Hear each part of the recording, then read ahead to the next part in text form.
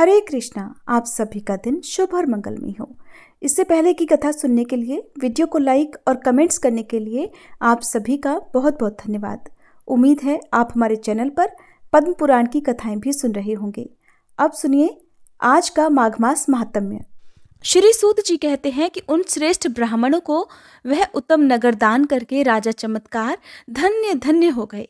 फिर उन्होंने अपने पुत्र पौत्र और अन्य सेवकों को बुलाकर कहा कि मैंने ये नगर बनवाकर ब्राह्मणों को निवेदन किया है, इसलिए तुम लोगों को मेरी आज्ञा से इस नगर की यत्नपूर्वक रक्षा करनी चाहिए, जिससे सभी ब्राह्मण यहाँ संतुष्ट चित्त और सुखपूर्वक रह सकें। जो राजा भक्ति युक्त होकर इन सब ब्राह्मणों का पालन करेगा, इनकी सेवा करेगा, वह इस भूतल पर महान तेज प्राप्त करेगा। ब्राह्मणों के प्रसाद से और मेरे वचन से वह दीर्घायु और निरोगी रहेगा। इसके विपरीत जो कोई इनके प्रति द्वेष रखकर इन श्रेष्ठ ब्राह्मणों को कष्ट पहुंचाएगा, वह निश्चय ही नरक में जाएगा। ऐसा कहकर राजा चमत्कार तपस्या में लीन हो गए। उनके पुत्र पौत्र आदि ने भी उनकी दी हुई शिक्षा के अनुसार ही बर्ताव किया। पुत्रों को राज्य और ब्राह्मणों को नगर देकर राजा ने अपने लिए शंख तीर्थ में आश्रम बनाया और वहीं रहकर बड़ी श्रद्धा के साथ देवाधिदेव महेश्वर की आराधना की। उनकी आराधना से प्रसन्न होकर महादेव जी ने प्रत्यक्ष दर्शन दिया और कहने लगे, हे राजन, मुझसे मनोवांछित वर मांगो।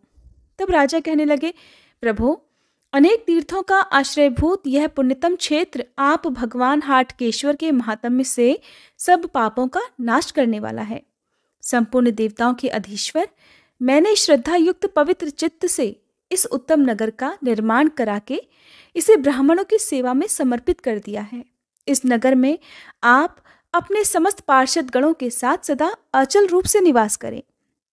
भगवान शिव ने कहा, राजन, मैं इस नगर में अचल होकर निवास करूंगा, इसलिए तीनों लोकों में अचलेश्वर नाम से मेरी ख्याति होगी। जो मनुष्य यहाँ स्थित हुए मेरे स्वरूप का भक्तिपूर्वक दर्शन करेगा, उसके यहाँ संपूर्ण देवताओं की विभूतियां अविचल रूप से निवास करेंगी। जो माघ मास के शुक्ल पक्ष की चतुर्दशी में श्रद्धापूर्वक मेरे लिंगमय विग्रह को घी से स्नान कराएगा, उसका समस्त पाप सूर्योदय से अंधकार की तरह नष्ट हो जाएगा। इसलिए राजन, तुम यही मेरे लिंगमय स्वरूप की स्थापना करो, मैं यहाँ अचल रूप से अवश्य ही निवास करूंगा। ऐसा कहकर देवेश्वर शिव अंतर्ध्यान हो गए। फिर राजा ने शीघ्रतापूर्वक एक परम मनोहर मंदिर तैयार कराया और उसमें शिवलिंग को स्थापित किया। उसके दर्शन, स्पर्श, ध्यान और पूजन से मनुष्य जन्म से लेकर मृत्यु तक के पापों से मुक्त हो जाता है। शिवलिंग की स्थापना जब हो गई, तब एक आकाशवाणी हुई कि हे राजन, मैं इस लिंग में नित्य निरंतर निवास करूंगा। मेरे इस विग्रह की छाया सदा अचल होगी। वह केवल पृष्ठ भाग की ओर रहेगी, दूसरी किसी दिशा में स्थित नहीं होगी। फिर राजा ने सभी दिशाओं में सूर्य के स्थित होने पर उस शिवलिंग की छाया को सदा एक ही रूप से अविचल देखा, जिससे उन्हें बड़ी प्रसन्नता हुई। और फिर उन्होंने भूमि में मस्तक रखकर उस शिवलिंग को प्रणाम करके अपने आप को धन्य धन्य माना। श्री सूत जी कहते हैं, हे महर्षियों, आज भी उस शिवलिंग की छाया वैसी ही दिखाई देती है जो सबको विस्मय में डालने वाली है। जिसकी मृत्यु 6 महीने के भीतर ही होने वाली है, वह उस छाया को नहीं देख पाता। उस क्षेत्र में रहने वाले सब मनुष्य भगवान अचलेश्वर के महात्म्य से संपूर्ण मनोवांछित फल प्राप्त कर लेते हैं। हे महर्षियों, उस तीर्थ में चैत्र कृष्ण चतुर्दशी को ब्रह्मा, विष्णु और शिव आदि सभी देवता, संपूर्ण तीर्थ, सभी मंदिर, नदी और समुद्र आदि जो भी पवित्र करने वाली शक्तियां हैं, वे सब उपस्थित होती हैं। जिस समय इंद्र रक्तशृंग पर्वत को उस प्रदेश में ले आए थे, उसी समय उन्होंने ये कह दिया था कि तुम्हारे समीप सब देवता आएंगे। इसलिए उस समय एक बार उस पर्वत की परिक्रमा कर लेने पर उत्तम कल्याण की प्राप्ति होती है। उस दिन वहां जो कुछ भी आदर पूर्वक दान किया जाता है, वह सूर्य और चंद्रमा की स्थिति काल तक अक्षय पुण्य देने वाला होता है। जो कोई मनुष्य वहां भक्ति पूर्वक उत्तम अन्न से ब्राह्मणों को भोजन कराता है, उसे गया तीर्थ का फल प्राप्त होता है। जो जिस कामना का चिंतन करते हुए उस पर्वत की परिक्रमा करता है, वह उसी कामना को पा लेता है, और जो निष्काम भाव से परिक्रमा करता है, वह मोक्ष का भागी होता है। इसलिए बुद्धिमान पुरुष को चाहिए कि वे सब कार्य छोड़कर प्रयत्नपूर्वक रक्तशृंग पर्वत के पास भूमि का दर्शन करें। ब्राह्मणों, भगवान हाटकेश्वर का वह क्षेत्र स्मरण करने से भी मनुष्य को पवित्र कर देता है, फिर दर्शन और स्पर्श से पवित्र कर दे, इसके लिए तो कहना ही क्या है। श्री सूत जी कहते हैं, हे ब्राह्मणों, उस क्षेत्र की लंबाई चौड़ाई 5 कोस की है। उसके पूर्व में गया शीर्ष, पश्चिम में नरसिंह जी का स्थान और दक्षिण तथा उत्तर में गोकर्णेश्वर शिव हैं। पहले वह हाटकेश्वर क्षेत्र कहलाता था। आगे चलकर वही संसार में सर्वपात नाशक उत्तम तीर्थ के रूप में विख्यात हो गया। राजा चमत्कार ने जब से वह स्थान ब्राह्मणों को दे दिया, तब से उन्हीं के नाम से उसकी प्रसिद्धि हुई और लोग उसे चमत्कारपुर कहने लगे। पूर्व काल में विदुरथ नाम से प्रसिद्ध एक हैहय वंशी राजा हो गए हैं, जो बड़े बड़े यज्ञ करने वाले, दानपति और हर काम में दक्ष थे। एक समय राजा विदुरथ अपनी सेना के साथ हिंसक पशुओं से भरे हुए उस वन में शिकार खेलने के लिए गए। वहां उन्होंने सांपों के समान विषैले बाणों से कितने ही चीते, शंबर और व्याघ्र और सिंह आदि पशुओं को मार डाला। उन्हीं जंगली जंतुओं में से एक पशु उनके बाण से घायल होकर भी धरती पर नहीं गिरा और बाण लेकर जोर से भाग गया। राजा ने भी कौतूहलवश उसके पीछे पीछे अपना घोड़ा दौड़ाया। इस प्रकार वे अपनी सेना को छोड़कर दूसरे घने जंगल में जा पहुंचे, जो मन में भय उत्पन्न करने वाला था। उसमें प्रायः कांटेदार वृक्ष भरे हुए थे। वहां की सारी भूमि रूखी, पथरीली और जल से हीन थी। उस वन में जाकर राजा विदुरथ भूख और प्यास से व्याकुल हो गए और उस दुर्गम वन का अंत ढूंढते हुए अपने घोड़े को कोड़े से पीट पीट कर हाँकने लगे, क्योंकि घोड़ा भी थक गया था और आगे चल ही नहीं रहा था। जब कोड़े से पीट पीट कर हाँकने लगे, तब घोड़ा भी हवा से बातें करने लगा और उसने आखिरकार राजा को सब जंतुओं से दूर दुर्गम मार्ग में पहुंचा दिया। अंत में वह घोड़ा भी धरती पर गिर पड़ा। फिर भूख प्यास से व्याकुल राजा उस वन के अंदर पैदल ही चलने लगे। एक जगह लड़खड़ाकर गिर पड़े। इतने में ही उन्होंने आकाश में अत्यंत भयंकर 3 प्रेत देखे, जिन्हें देखकर वे भय से थर्रा उठे और जीवन से निराश होकर बड़े दुख से बोले कि तुम लोग कौन हो? मैं भूख प्यास से पीड़ित राजा विदुरथ हूं। शिकार करने के लिए जीव जंतुओं से रहित इस वन में आ पहुंचा हूं। तब उन तीनों प्रेतों में जो सबसे बड़ा था, उसने विनयपूर्वक हाथ जोड़कर कहा, महाराज, हम तीनों प्रेत हैं और इसी वन में रहते हैं। अपने कर्म जनित दोष से हम लोग महान दुख भोग रहे हैं। मेरा नाम मानसाद है, ये दूसरा मेरा साथी विदैवत है और तीसरा कृतघ्न है, जो हम सब में बढ़कर पापात्मा है। हमें जिस जिस कर्म के द्वारा यहाँ एक ही साथ प्रेत योनि की प्राप्ति हुई है, उसका कारण भी सुनो। राजन, हम तीनों वैदेशपुर में देवरात नामक महात्मा ब्राह्मण के घर में उत्पन्न हुए थे। हमने नास्तिक होकर धर्म मर्यादा का उल्लंघन किया और हम लोग सदा पराई स्त्रियों के मोह में फंसे रहे। मैंने जिह्वा की लोलुपता अर्थात लालच के कारण सदा मांस का ही भोजन किया, इसलिए मुझे अपने कर्म के अनुसार ही मांसाद नाम प्राप्त हुआ। महाराज, ये दूसरा जो आपके सामने खड़ा है, इसने देवताओं का पूजन किए बिना ही सदा अन्न ग्रहण किया है। उसी कर्म के फल से इसे प्रेत योनि में आना पड़ा और देवताओं के विपरीत चलने के कारण इसका नाम विदैवत हुआ है। और जिस पापी ने सदा दूसरों के साथ कृतघ्नता विश्वासघात किया है, वही अपने कर्म के अनुसार कृतघ्न कहलाता है। राजा ने पूछा, इस मनुष्य लोक में सभी प्राणी आहार से ही जीवन धारण करते हैं। यहाँ इस घने जंगल में तुम लोगों को कौन सा आहार मिलता है, सो मुझे बताओ। मानसाद कहने लगा, राजन, जिस घर में भोजन के समय स्त्रियों में युद्ध होता हो, वहां प्रेत भोजन करते हैं। राजन, जहां बलि वैश्वदेव किए बिना और भोजन में से पहले अग्रासन अर्थात गौग्रास निकाले बिना भोजन किया जाता है, उस घर में भी प्रेत भोजन करते हैं। जिस घर में कभी झाड़ू नहीं लगता, जो कभी गोबर आदि से नहीं लीपा जाता है और जहां मांगलिक कार्य और अतिथि आदि के सत्कार नहीं होते, उसमें भी प्रेत भोजन करते हैं। जिस घर में फूटे हुए टूटे हुए बर्तनों का त्याग नहीं किया जाता और वेद मंत्रों की ध्वनि नहीं होती, वहां प्रेत भोजन करते हैं।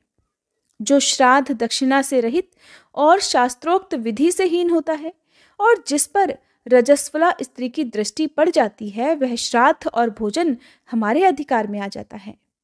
जो अन्न, केश, मूत्र, हड्डी और कफ आदि से संयुक्त हो गया है और जिसे हीन जाति के मनुष्यों ने छू दिया है, उस पर भी हमारा अधिकार हो जाता है।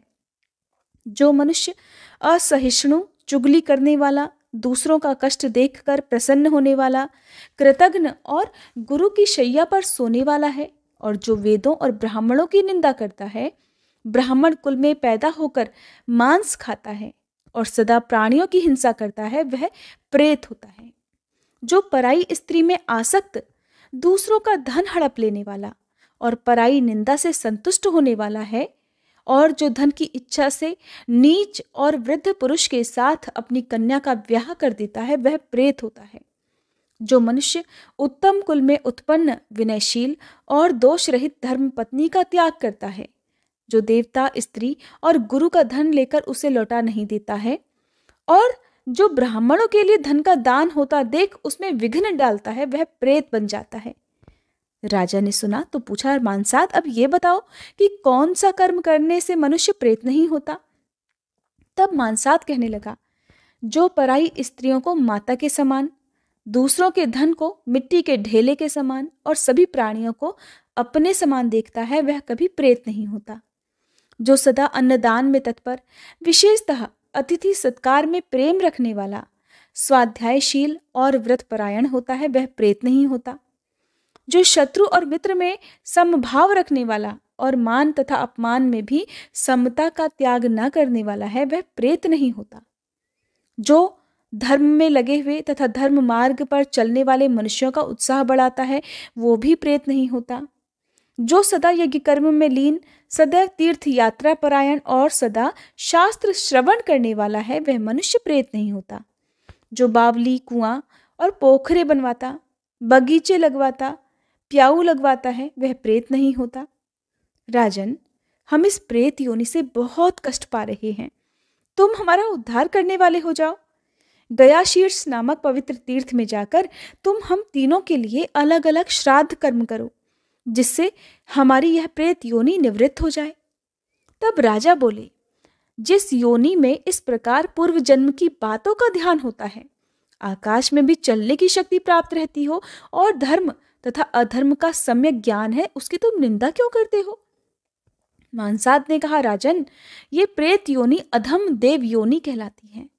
इसमें केवल 3 ही गुण हैं। पहला पूर्व जन्म का स्मरण, दूसरा आकाश गमन की शक्ति और तीसरा धर्म और अधर्म का निश्चय।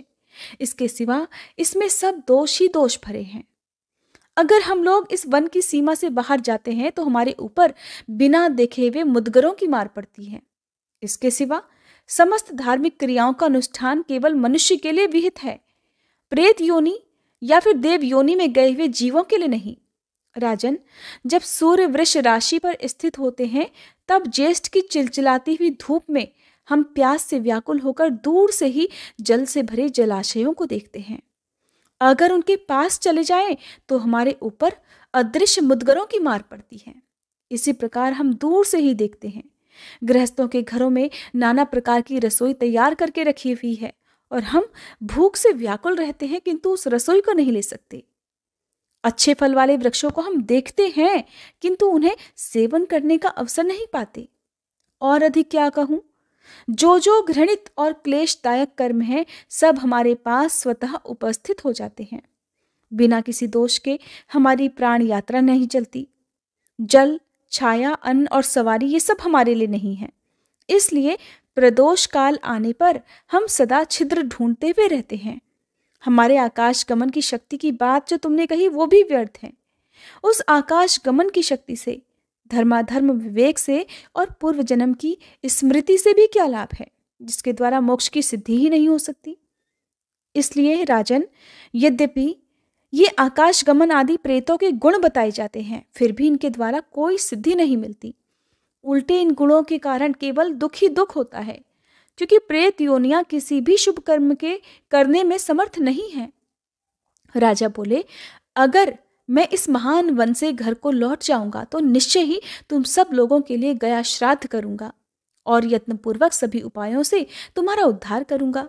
इस समय तुम मुझे मनुष्यों से सेवित कोई जलाशय बताओ, जिससे जल प्राप्त करके मैं तुम्हारा उपकार कर सकूं। मानसाद ने कहा, राजन, इस स्थान से थोड़ी ही दूर पर एक जलाशय है जो तरह तरह के वृक्षों से घिरा हुआ है और चित्त को सुख प्रदान करने वाला है। तुम यहां से सीधे उत्तर की ओर चले जाओ। सूत जी कहने लगे।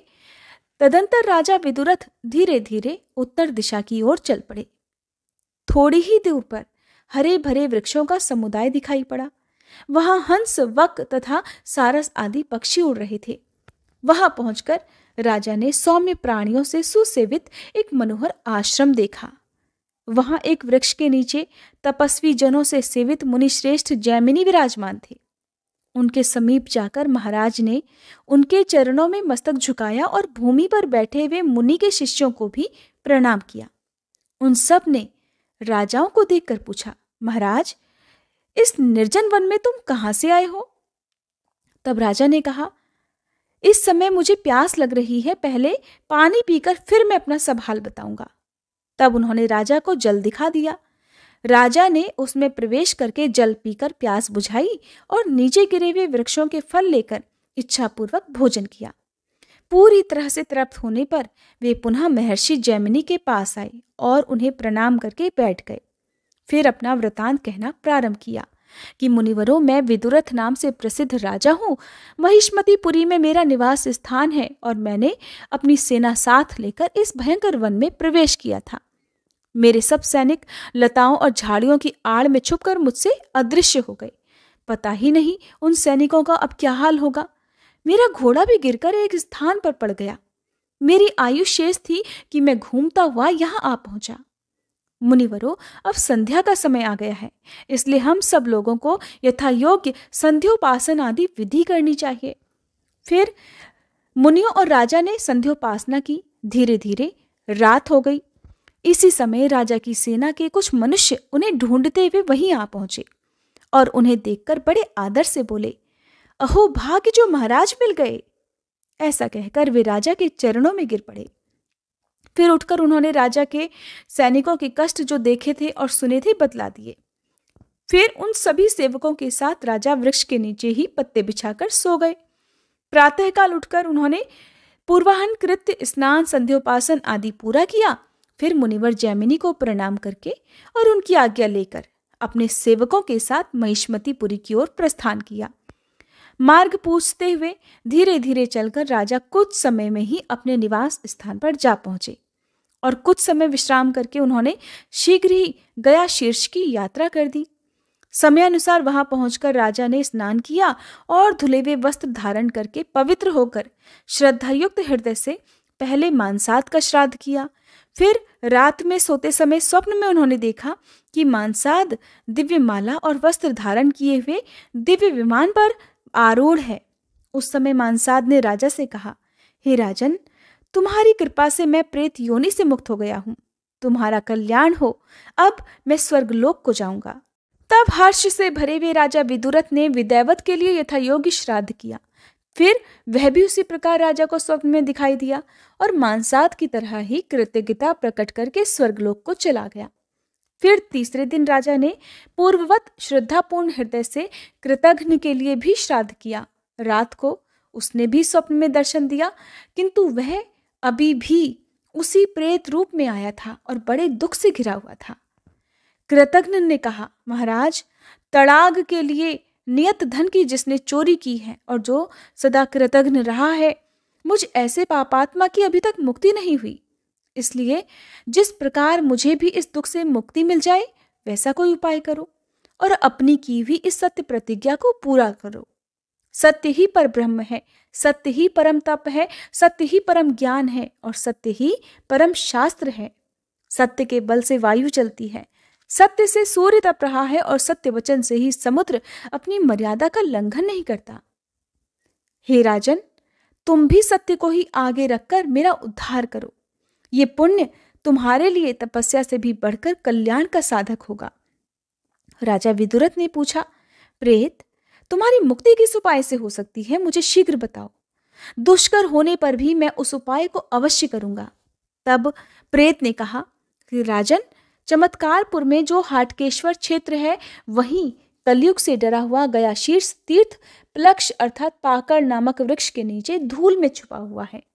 उसके चारों ओर समयोचित शाक, कुशा और जंगली तिल के पौधे हैं।